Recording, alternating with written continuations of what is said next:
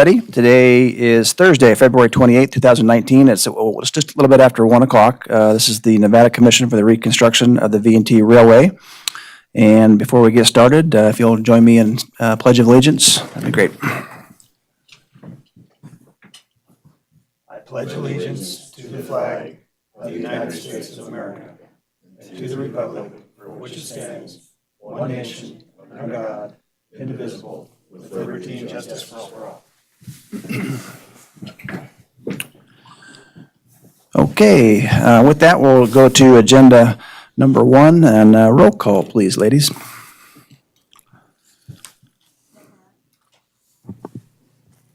Nick Morano. Here. Denny Dodson. Here. Mike Santos. Here. Stan Jones. Present.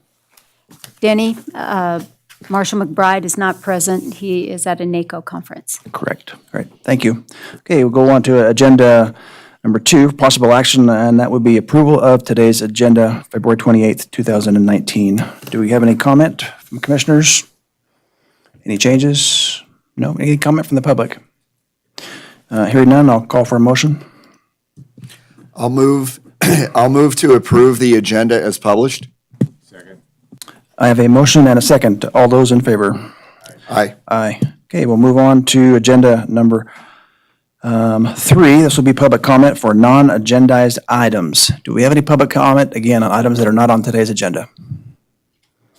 Okay, seeing none, hearing none, we'll move on to number 4. For possible action, approval of the meeting minutes for January 31st, 2019. Any changes, Elaine, or no? Mike, did you have a chance to look at them, and did you have any? Oh, we got new stuff here. I didn't notice that. Yes, I looked at them. I had no comments.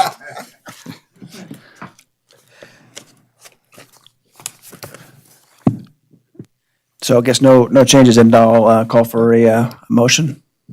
I make a motion that we approve the meeting minutes for January 31st, 2019. Second. I have a motion and a second. I did not ask for public comment, but do we have any public comment on the meeting minutes? Hearing none, all those in favor? Aye. Aye. Okay, we'll go on to agenda number 5 for discussion only, the financial report. Elaine, I'll let.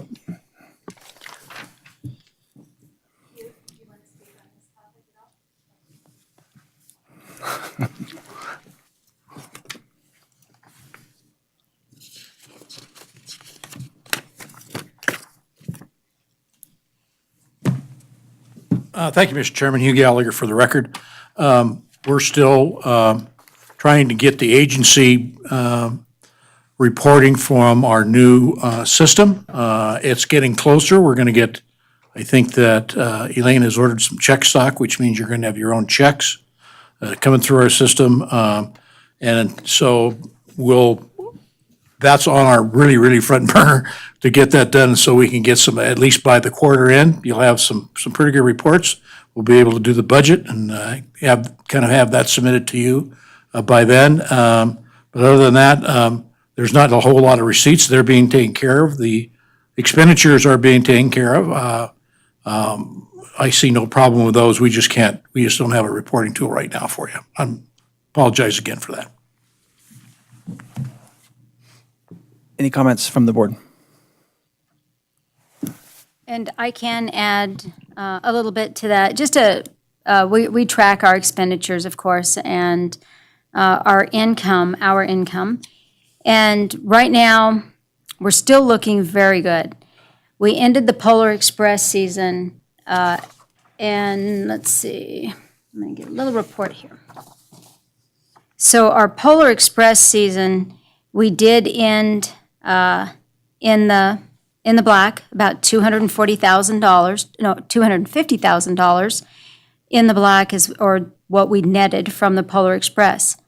Now, our regular revenue, which it was all-inclusive, this is our train season, all of our grant income, our license plate income, all of those items, we did end up, right now we're at the point where we still have money coming in. In fact, we have quite a bit of money coming in with our contributions, our community contributions. We're in the red when it comes to general. expenses. And the reason for that is it included things such as the septic tank, the maintenance, any type of additional expenses that we would have been able to, or that they were not train related. So as far as the income versus our expenditures, we're looking at $67,000 in the red, but we have not received all of our non-train revenue. That's where you're going to see everything balance out by the end of the year. Cash-wise, we're looking at being $180,466 in the black. Our Polar Express has always lifted us at this time of year. It still is doing that.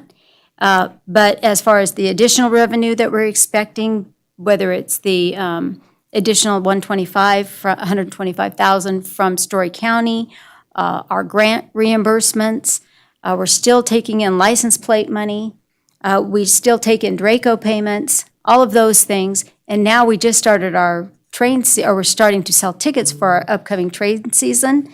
The biggest train being Mother's Day train, that always brings in anywhere between $27,000 to $30,000. So you're going to see a lot of money coming forward, but a lot of expenses coming way down because we're operating right now on a skeleton crew, not a lot of expenditures right now. And overall, we're going to end up this season in the black and looking very healthy.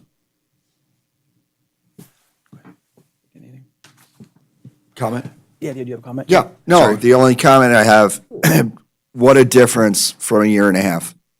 What a difference in a year and a half. You've done a fabulous job, Elaine. I just want to thank you for it. I mean, you're keeping the railroad in the black, keeping it in good shape.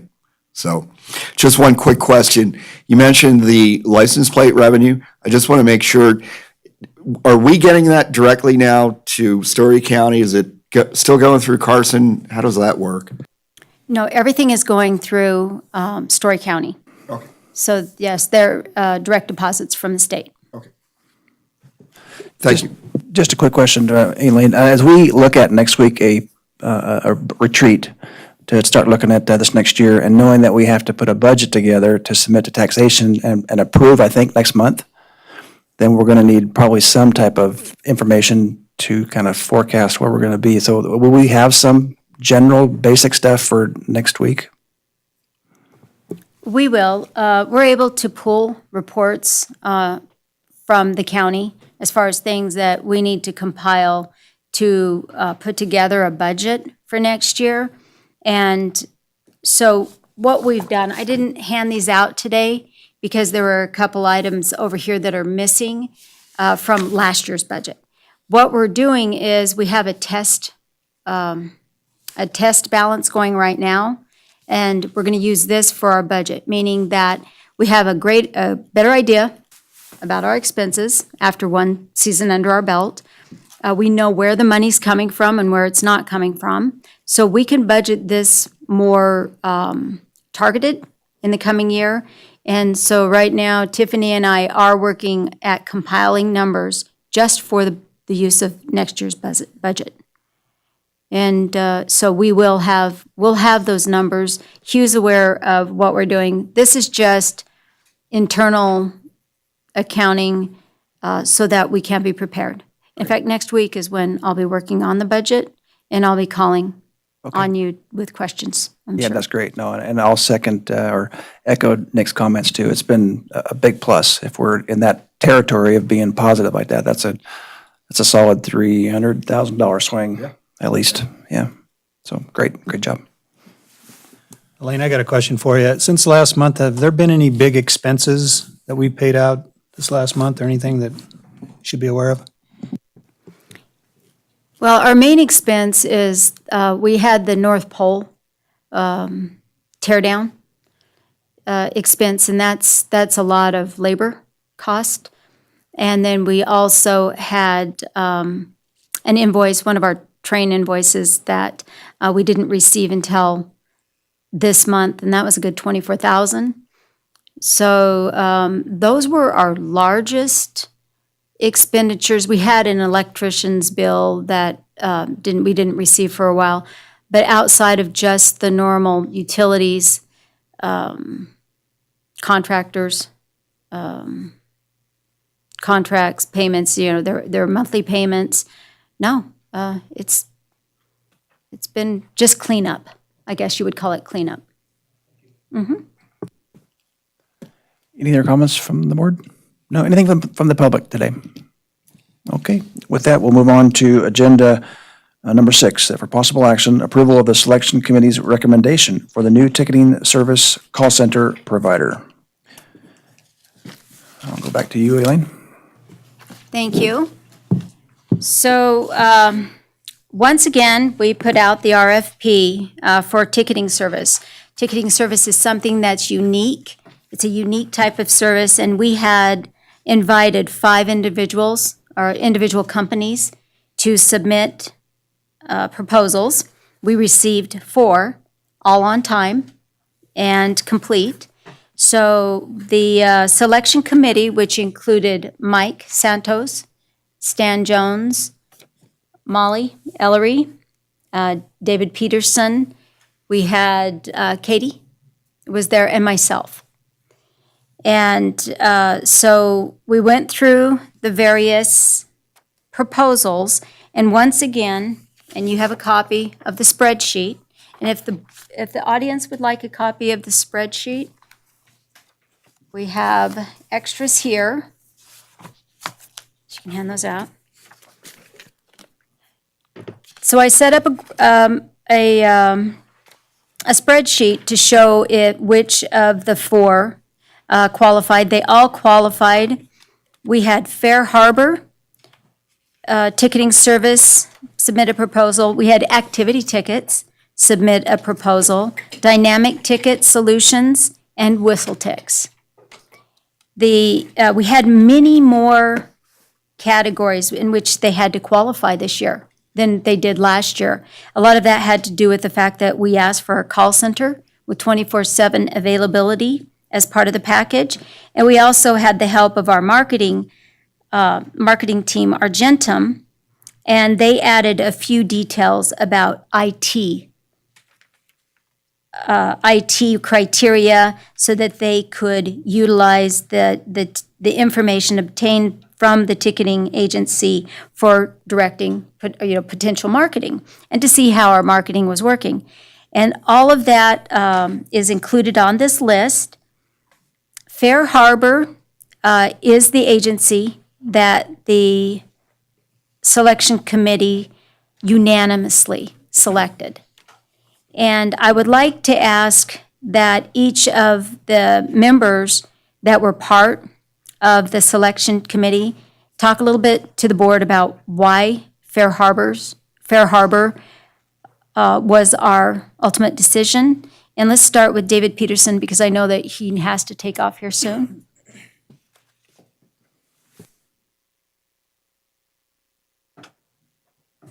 For the record, David Peterson, Executive Director with the Carson City Culture and Tourism Authority. Thank you, Elaine, Chairman Dodson, members of the commission for being here today to let me make a few remarks about the process. I thought it was a great process. I appreciated that Fair Harbor was there in person to talk to us about their product. I really do believe with Fair Harbor that you all will be able to grow and develop the V&T Railway by having such a high-tech ticketing service and really a marketing savvy partner as well with them. In addition to extending your marketing reach, I think they're going to make it very simple for you guys to sort of cross-promote the region and to work directly with the marketing team and the website designers, and I know that's Argentum Partners and Brain Trust. In addition, I thought they had fantastic web usability, functionality, testing and experience in terms of what they do to push people through the funnel, the ticketing funnel, or the purchase funnel, as I would call it. Their analytics was amazing as far as the back-end tracking. I also am super excited because we, as the CTA, will be able to have a button to be able to book tickets on the V&T train. Same thing, Denny, for you at VTC. And take them right into the light frame or iframe. Fair Harbor called it light frame, but like an iframe technology on the V&T's website. So you don't have this 2 website business going on. You're really on the V&T's website light frame pops up, takes you all the way through the process to book the tickets. So I think that's a great user-friendly experience way to approach the ticketing funnel process. The reporting I thought was fantastic as well. Very customized. I thought the dashboards were very nice as well. I think that'll serve Elaine and the marketing team very well to understand the different types of tickets that are being purchased, dollars, behind those tickets for each of the different experiences as well. And then the last thing that was new for me was this Google Reserve option that they presented. And that's a situation where with your search campaigns, somebody could be on Google, search V&T, and something pops up to book your tickets. So they may not even ever come to our website, Denny, your website, or to the V&T's website, but it's a unique option, I think, to sell some additional tickets. So with that, happy to answer any questions, but I thought it was a very solid proposal and got my vote. And I love the idea, again, of regionally being able to promote the V&T experience and also have the analytics behind it to understand if we're generating ticket sales. Danny, through your website, you're generating ticket sales as well, and to see that kind of reporting, I think, helps us with all of our respective marketing dollars that we put into the V&T. So, thank you. Thanks, Dave. Awesome report. Elaine, anybody else?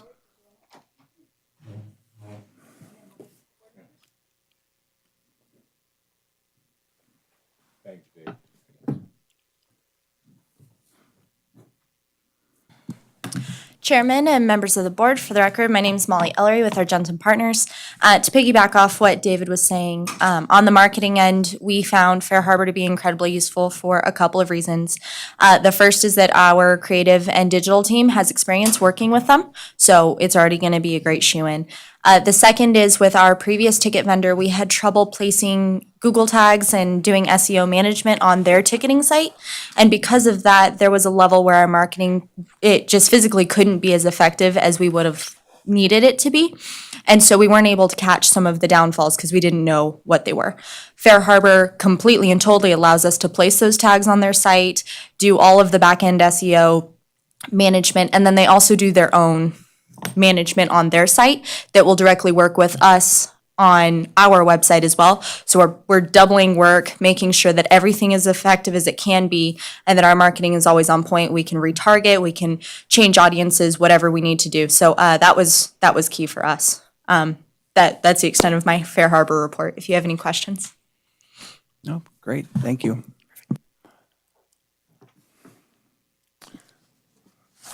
Well, in addition, I was impressed that they really wanted to work with our marketing team. They extended an open hand, and they have a service center in Denver, a 24-hour service center in Denver that is available for any questions or assistance that they might need.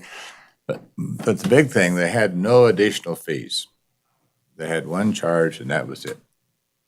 And I was pretty impressed because you look at some of these others, the additional fees start adding up real fast. So I was impressed with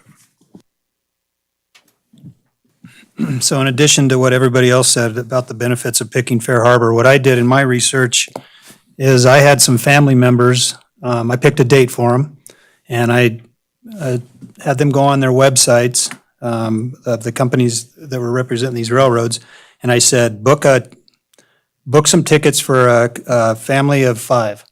And let me know what your experience was. And unanimously, everybody came back with Fair Harbor.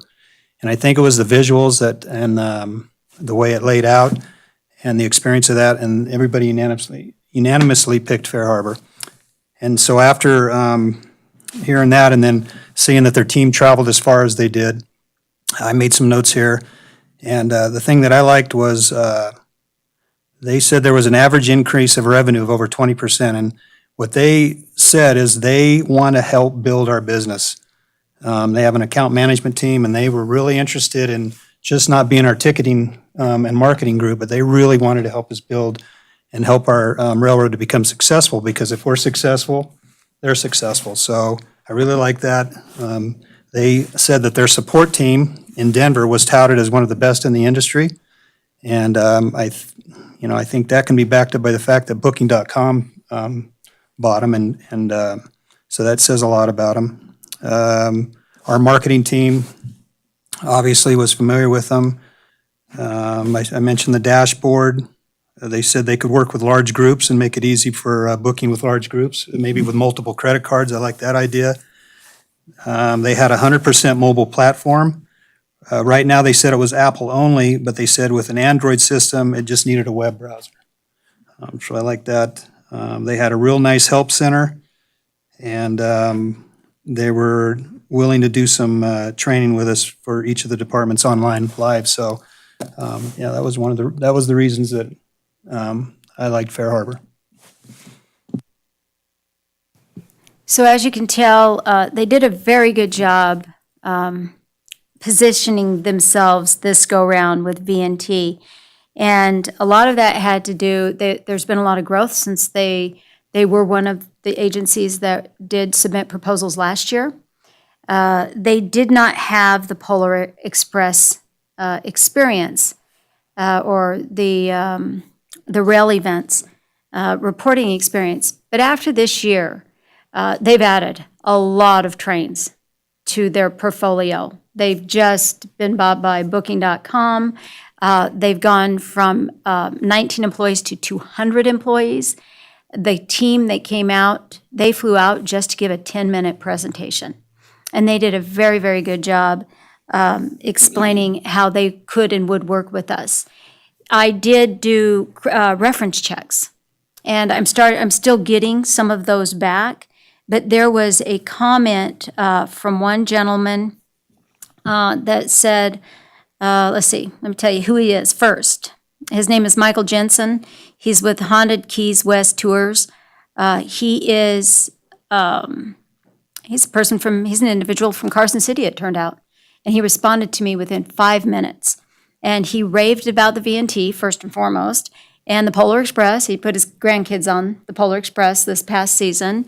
But he said in his email, I can't say enough good things about Fair Harbor. I use them with danger charters here in Key West.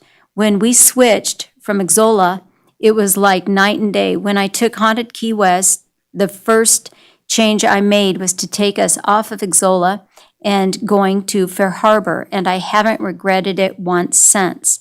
He does indicate that he had an immediate uptick in ticket sales, and that, let's see, he has had good experience overall. He does not use their call center, but he did use their web building availability. Their website is also, website development is one of their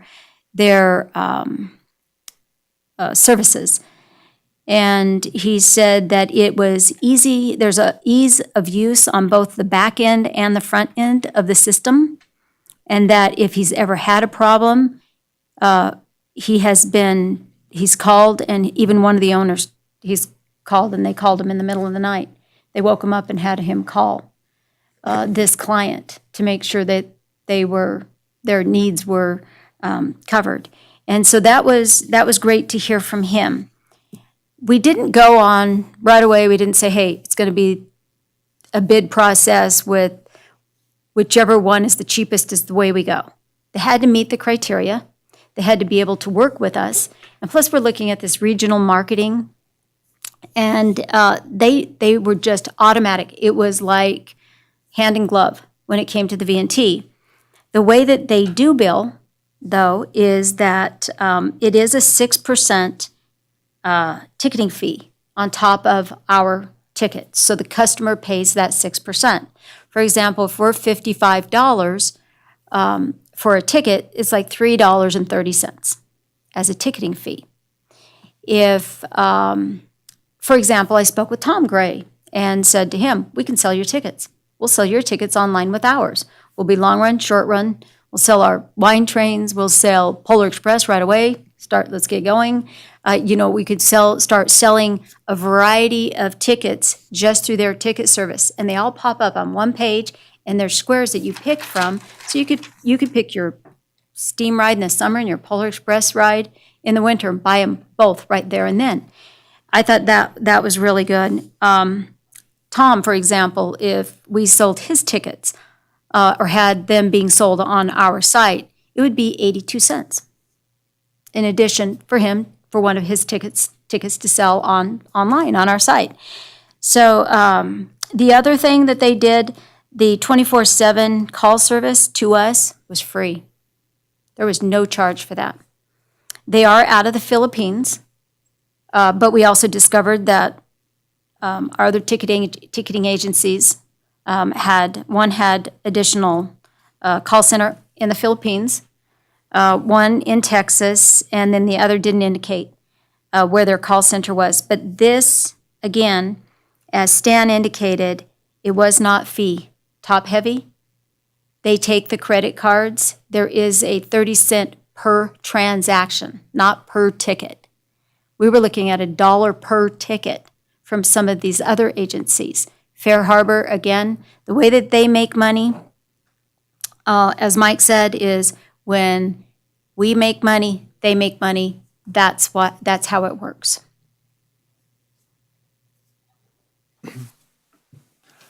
Well, from my chair, I think this is the way an RFP committee should be run. We got qualified members that did their homework, did their research, and you guys came out with the right candidate, looks like to me. Yeah. Just one Yeah. question. So Elaine, from a process point of view, I assume we're going to vote here very shortly on the selection. Would you then bring a contract back to the commission? How would that work? Yes, originally I had hoped, and it is worded somewhat in the next agenda item, number 7, that assuming that the commission the commission's consent of the selection committee's recommendation, that we would approve their agreement today. However, this was a quick process. They did send me an agreement. Mike reviewed it. He had concerns. I reviewed it. I too, because it's a little more formal than what we're used to signing with our local service providers. We need more time. Okay. So I have asked Mike, and if it's okay with the board, to table number 7. Yeah, I don't want to get ahead of ourselves on this agenda item, but I didn't see that in the package. Okay. Yeah. So we'll come back for that then. Yes. So with that, then, we'll just need to approve the recommendation from the panel to go with Fair Harbor for our ticketing platform pending a contract approval. Yeah, okay. Okay, any additional comment? Do we have any comment from the public on this item? With that, someone want to take a shot at a motion? You ready for a motion? Yeah, let's do it. Okay. So I will move to approve the selection committee's recommendation of Fair Harbor for the new ticketing service / call center provider. I'll second. I have a motion, I have a second. All those in favor? Aye. Aye. Okay. So with that, we'll scratch number 7 then on the agenda to next meeting. Well, what I'd like to propose is, because we do have a meeting on Friday, or the 8th, for our planning commission, or our planning session, that we can review the agreement there at our planning session. Yeah, I don't know if you would have to agendize it 3 days. Right. I think we may have So- to, we may have to agendize If we it anyway, right? publish The it. workshop is we're all When together. are you going to publish for that meeting? Tomorrow. Okay, yeah, if you publish it tomorrow, we'll be good. Is that okay? Yeah, so we'll move that item 7 to next Friday. Excellent, thank you. Okay. So we'll move on to number 8 then, for discussion only, our marketing report from Molly with Argentum.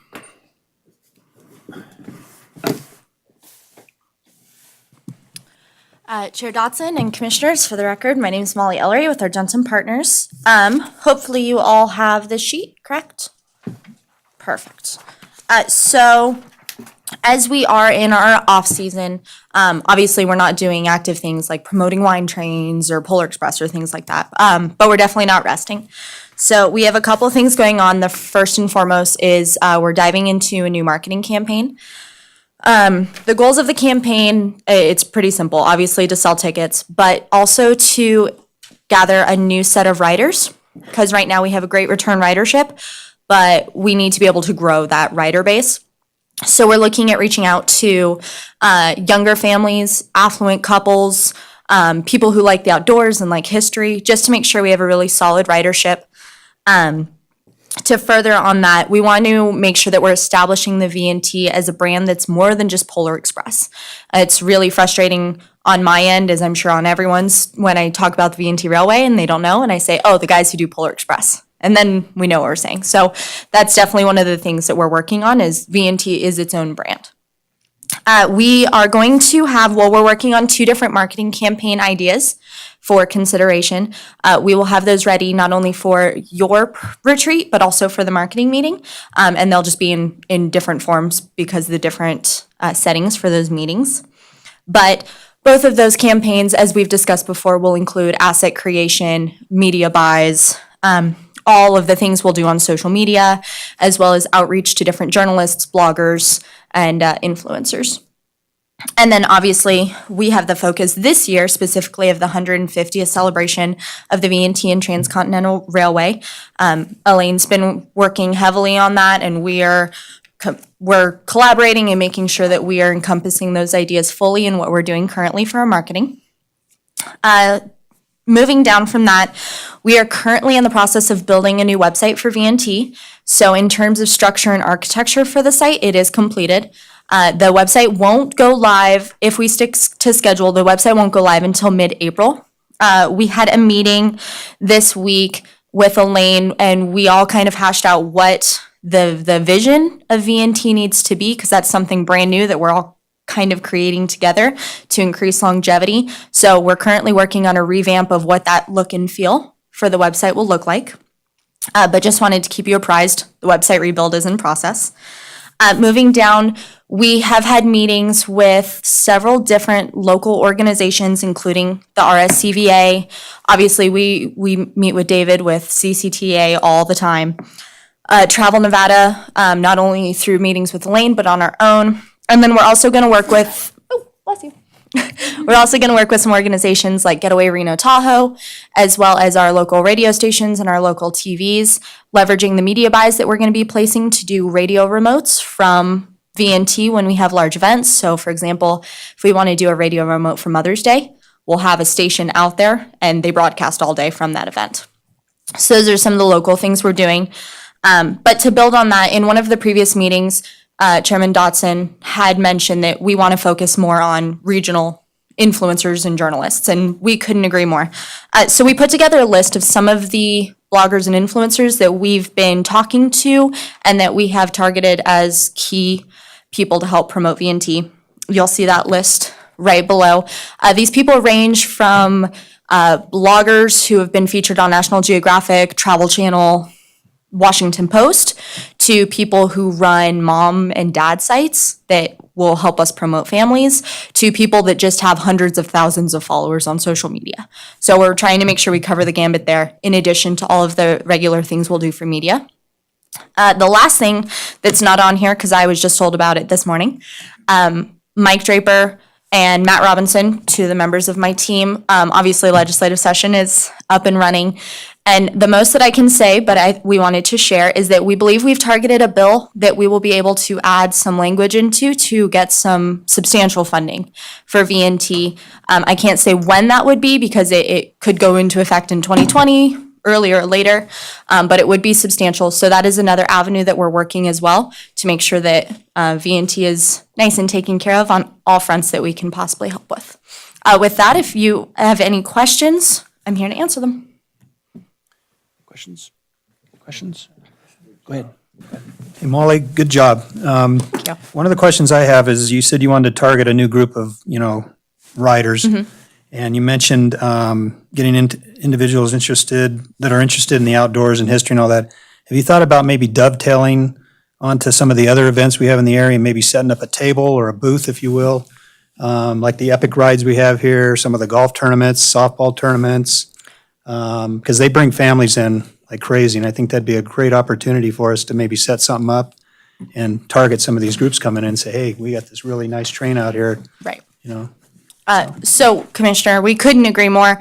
One of the things I didn't mention, just for purposes of time, one of the things we're including in our website rebuild, and it's going to be an easy shoe-in with Fair Harbor, is that we are going to be linking to all of the regional visitors authorities so that we are able to connect with their events, show their calendar of events, but also flag the most important events that will reach our demographic for ridership. So, for example, the outhouse races. We are going to say, hey, on, March 8th, we have outhouse races, and our train is going to be leaving at 8 a.m. instead of at the scheduled 10 p.m. to make sure we can get you to that event. So we're bringing in ridership that way. We are meeting with all the visitors authorities to make sure that we have an equal understanding that they're also promoting us as well, so that this isn't a one-way street. And then Elaine had mentioned one of the things that she had focused on, which we are happy to help with, was attending some of those events, tabling, making sure that our local community knew about us, and as opposed to just our regional community. Of course. And Mike, if I could add to that, yes, that was part of our discussion, and I've spoke with staff as well, that getting to those events and selling our tickets. We can take our phones and sell tickets now, and it will be in the budget for some banners, pull-up banners and tablecloth, giveaway items, things like that. We need to be at special events and reminding everyone that we're here. And so, yeah, that's a great idea. And of course, I'll send out all the board members an invite to see if they want to spend some time at the booth as well. Sure, I'm gonna have to spend some time there. Yes, you are. You got a little hat for you and There, you're in. everything. Especially with two different boards competing for their favorite commissioner. There you go. Molly, I have just a question, or maybe just a comment. Yes, sir. One of the things that's been most important for me is the branding. Traditionally, the V&T long line, short line, Virginia City, Carson City, it hasn't been that great as far as brand identity, because no one knows what the other one's doing, or is this logo this train, or is that train? So as you guys are building this new website, as we're looking at brand, like you said, identity, separate, make sure people know that we're who we are. How much has that been taken into consideration, and are we going to be able to maybe see the website or talk about a little bit about branding at our retreat?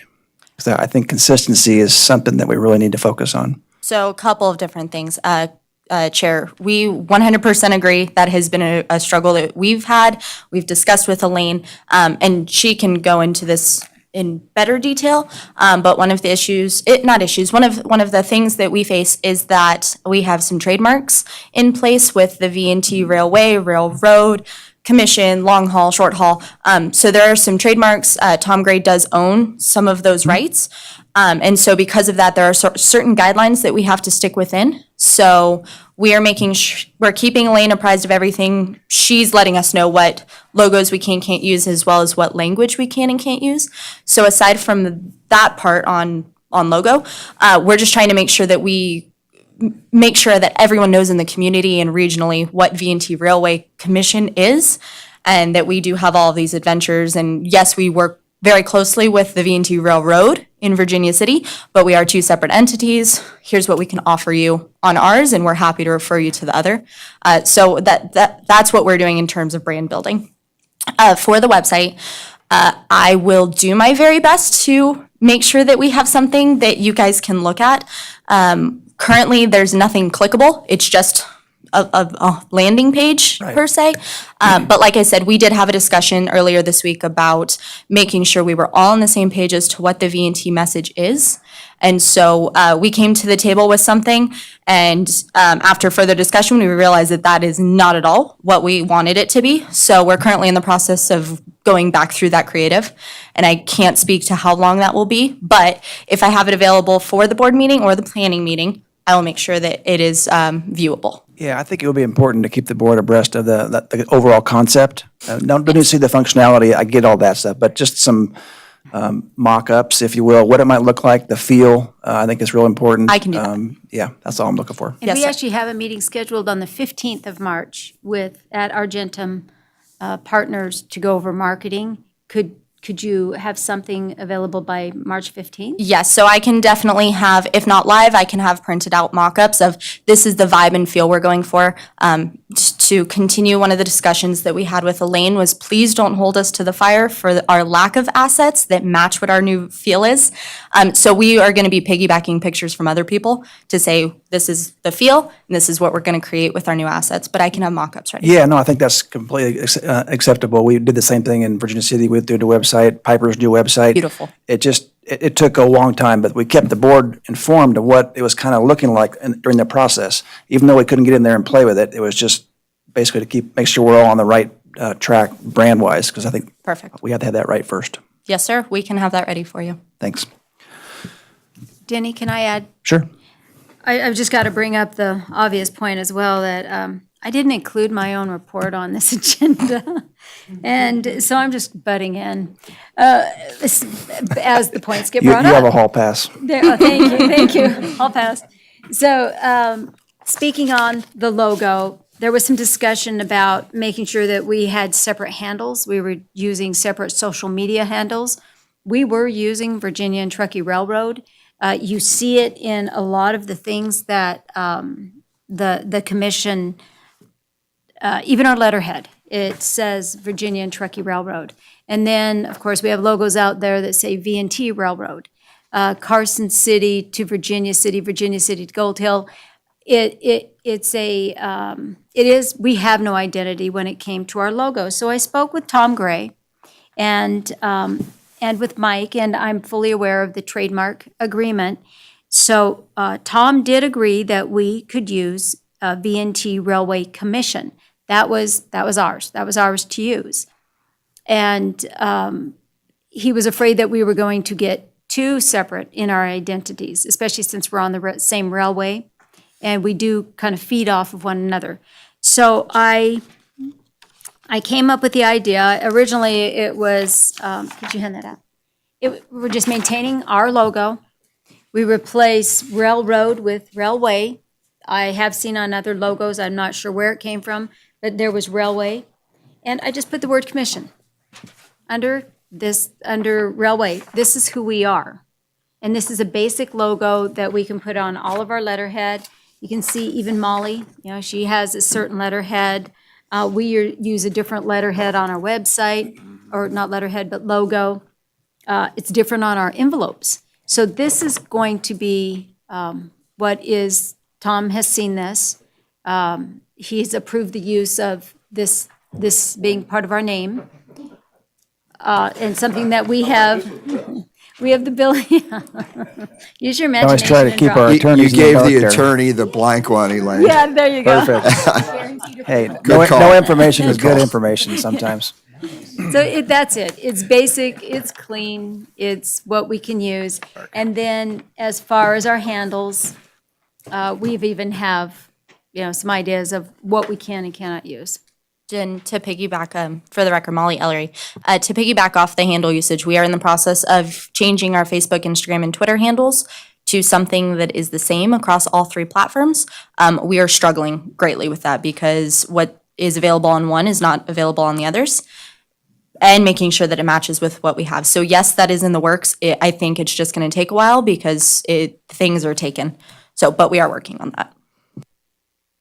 Yep, great. That's exactly what I was looking for. Thanks. Other questions? No? Okay, thanks, Molly. Thanks, Molly. Okay, agenda number 9. Looks like a discussion of possible action on the Engine 18 overhaul report. Sorry. I have a text from Tom Gray. He just said that he would not be able to make it today. Okay. Any updates on that at all, Elaine? Did he- Presumably, though, we can talk about it the at ninth? the Friday retreat, right? Yeah, I do not see Tom being at that particular retreat. Okay. We do have a meeting with him, though, on March 6th, and we were going to discuss the rail and rail maintenance. And I'll try to get a formal report from him. Then I did have lunch with Tom last week, and we spoke on a variety of issues and topics, and the 18, of course, being one. And he said it is going slow, and he's going to try to get it out within the season, but he had no deadline. And I again reaffirm the fact that we would be willing to help him if he needed to hire or bring somebody in to help expedite the process, because the 18 will be part of our budget. I am going to pull together a budget that shows with the 18, without the 18. And, but we do need to keep this on our agenda, this item on our agenda, and maybe have another additional meeting with Tom, go down and, so the few of you that have not been to his train shop, and if you haven't seen the 18, it would be good to set that up for any of the new board members. But Nick, I believe you and Marshall McBride were going to team up together to work with Tom on the 18. We are. Okay. Great. Okay, we'll move on to it. Oh, sure, sorry, Stan. Go right ahead. You know, this is really frustrating. We're developing a new marketing plan. We've got a new ticketing service that says we can increase your revenue, blah, blah, and yet we have no leverage or no dates of when that train will be completed. I don't know. There's something missing here. And I don't know what the answer is. You've given, Story County has money for them to repair the 18, right?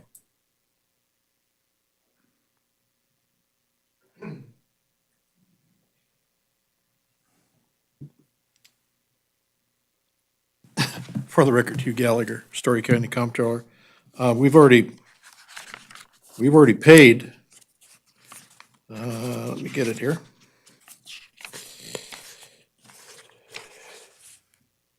$226,000 for the repairs on that train. So it's just an estimate of mine, but I mean, it should have been done by now. I mean, we're out about a year and a half. Almost. Yeah, it definitely is not, the limiting factor is not money. Right. That's for certain.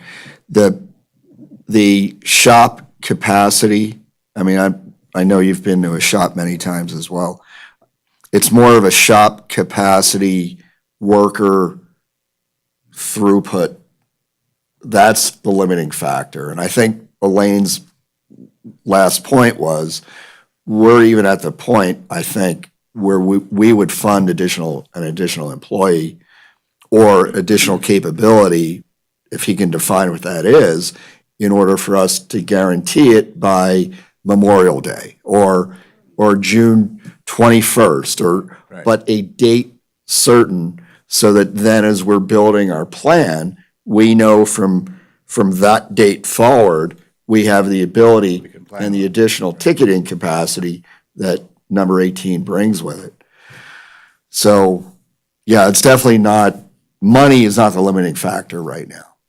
I know we had problems in the past. There's certainly, a couple of mechanics can work on these things, I think, are qualified to do that. And I don't know, had to send one home or one got sick or. Yeah, I something mean, there had was that. one shop, I think they were in Mound House, I think they have since terminated operations, so, the industrial capacity, so to speak, to be able to repair these type of steam engines is dwindling. And I think it's more a reflection of that than money.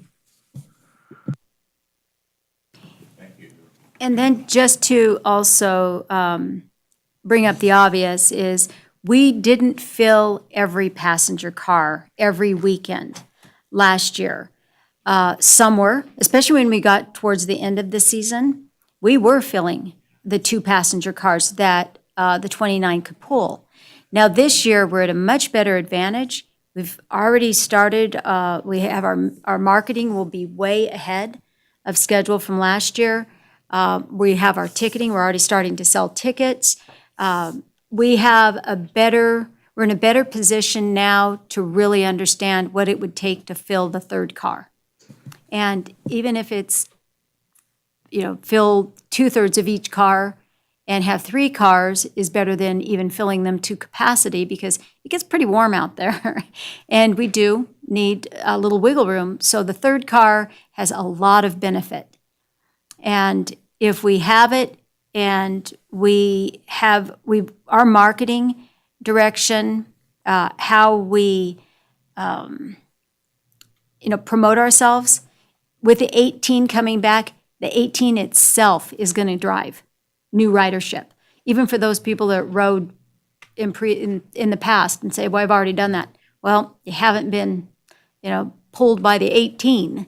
And it is a monster. It's a big, gorgeous steam engine. So I see that as being part of our big draw this year. And I think the points you just made right now, Elaine, are really important because I think the most important steps that we can take right now from our point of view is to be able to demonstrate that from a marketing, from a long-term sustainability point of view, we will not only fill those additional seats, but it is in fact vital for the long-term viability of the railway that we do that. Because, I'm not speaking for Tom, but I think it's obvious that he's got a way, he's got a certain number of people and a certain amount of capacity in his shop. Is he working on some of his other cars and the other steam engine, or is he working on 18?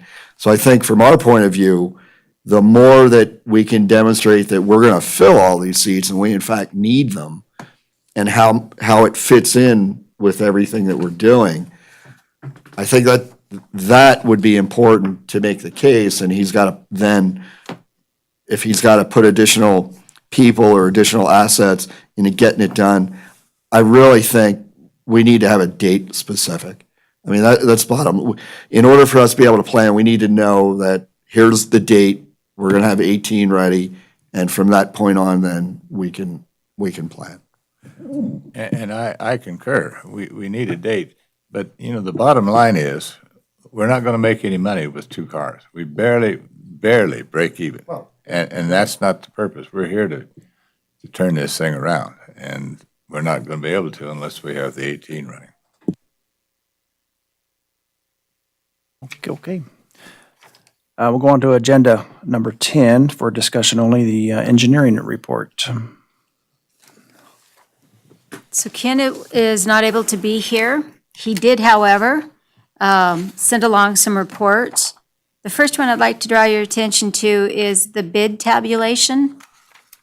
The bid tabulation is on the project, the parking lot project that we brought before the board last month, and you all approved for us to move forward and request the monies from the various entities. This here is basically what Ken has advertised. We should be receiving bids. He knows of 6 contractors that were interested in bidding on this project, the parking lot, and the other asphalt and striping, and then even preparing a pad for the new shade structure. He has put the bid opening deadline to be March 12th, and it will be at the depot. So we will actually be opening the envelopes there and Elaine, discussing them. is the concrete work for that's the pad you were talking about for our shade structure, the concrete Yes. work in here? Yep. Okay. Yeah, and then there's some additional concrete work in front of the train, or in the ticketing office area, that there's a combination of asphalt and concrete, and it creates a walking hazard. And the water pools in certain areas, we're gonna level that out. Where they rip the asphalt up to replace the holding tanks. Oh, okay. It's settled and uneven. A lot of this, it's not just aesthetics, it's safety, and it's going to, it's gonna be better experience for not just our customers, but for our overall overall, it's going to be better for us safety-wise. We're not looking at liability issues. And then I know, Stan, you spoke with Carson City Visitors Authority. Did you want to speak on that? Well, we went before the last Board of Directors meeting for the Carson City Visitors Bureau, and they approved 90,000 funding to give to the V&T for improvements.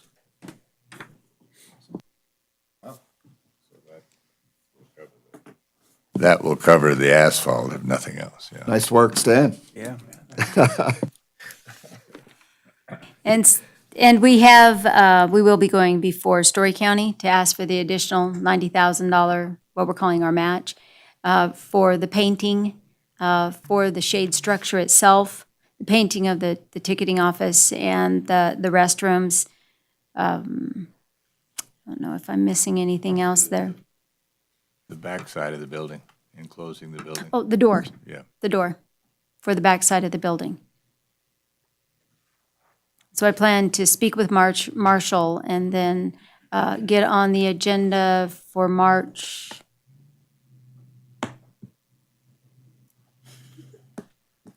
Here comes the money man. For the record, Hugh Gallagher, that won't be necessary. Your checks will be available tomorrow. To dovetail on kind of what Nick said, it has been night and day, with the exception of Mr. Rowe there, who has always been shiny. This process has been incredibly a great turnaround, a great experience. And my comfortability has gone up 100,000%.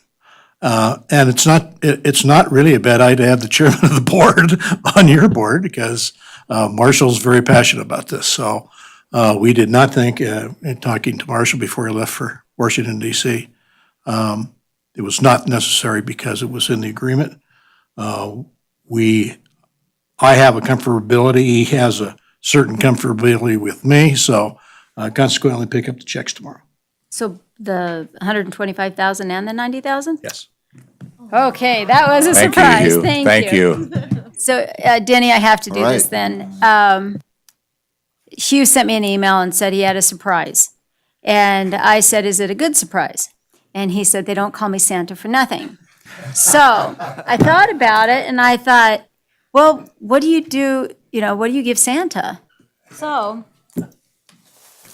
I brought Milk and cookies. cookies and milk. Well done, Elaine. Yeah, there Well you go. done. Nice touch. Nice touch. Of course, thank you very much. That was a great surprise. Thank you.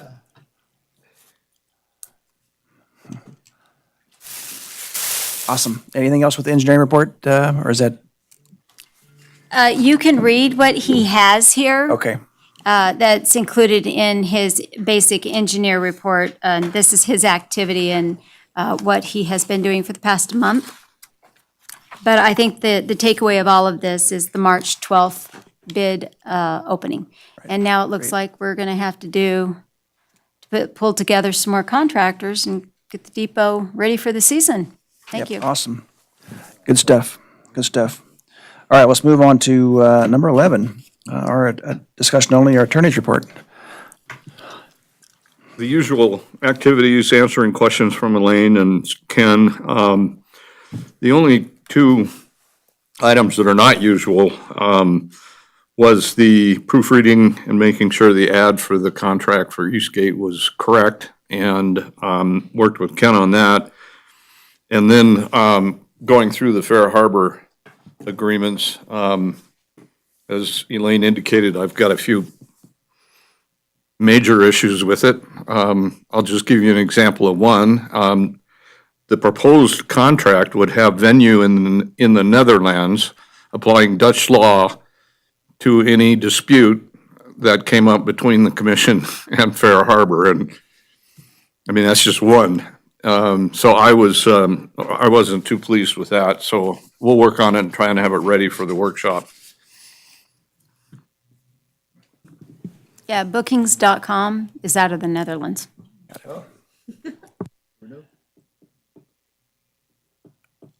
Okay, great, thanks, sir. Okay, then we'll move on to number 12 for discussion only. Next meeting dates and agenda items. I see we have listed here our regularly scheduled March 28th meeting.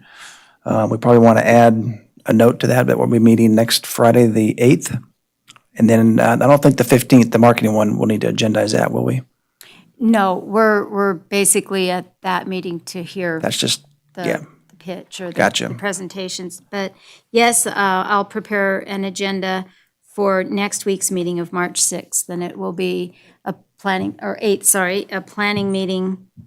And then again, after Mike and I have had a chance to work with Fair Harbor. And if Mike is satisfied with the agreement, then we'll bring it before the board on the 6th. Great, great. And then looking at the 28th, Elaine, we do need to approve a tentative budget for next fiscal year, if I'm not mistaken. Does that sound right? Yes, and that will be at that particular meeting. Great. So we'll work on it on the 6th. I'll present a proposed budget. You guys will evaluate, tell me what you would like to see changed or added, and then I'll bring the final document to you on March 28th. Also, Tiffany let me know that the meeting on March 8th, we cannot have it at the conference center in Virginia City. Somebody got in before we did. And so we are going to need a location. Stan, you brought up maybe the Chamber of Commerce building? And check with Ronnie? Okay. So it could be here in Carson City at the Chamber of Commerce Yeah, upstairs. building, upstairs. Okay, and Stan will check on that? It'd be pretty, it would be pretty small at the CTA, and we have to at least allow for the public to be there. Yeah. Okay.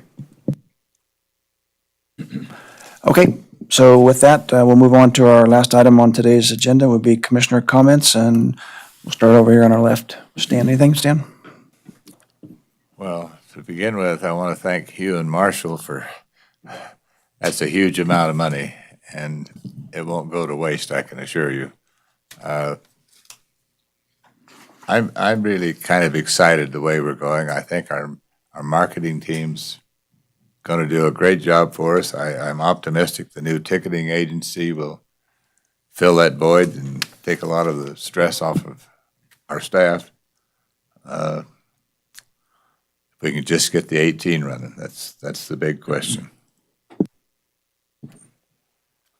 I too would like to thank Story County for their contributions, and I look forward to seeing where this thing takes us. We have a lot of stuff coming down the pipe, a lot of good things, and Elaine, thank you.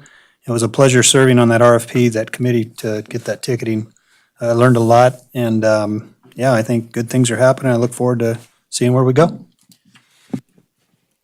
Nick? So I think on Friday, I'm going to sit down with Marshall. We'll game plan out how we're going to approach Tom. And I think, again, being able to demonstrate that 18 is going to be necessary this year is going to be important for us to be able to make our case. Push real hard to get that date specific that we can get that engine back in service. Thank you. Okay. And for myself, I just looking forward to the workshop and the marketing meeting this next couple weeks.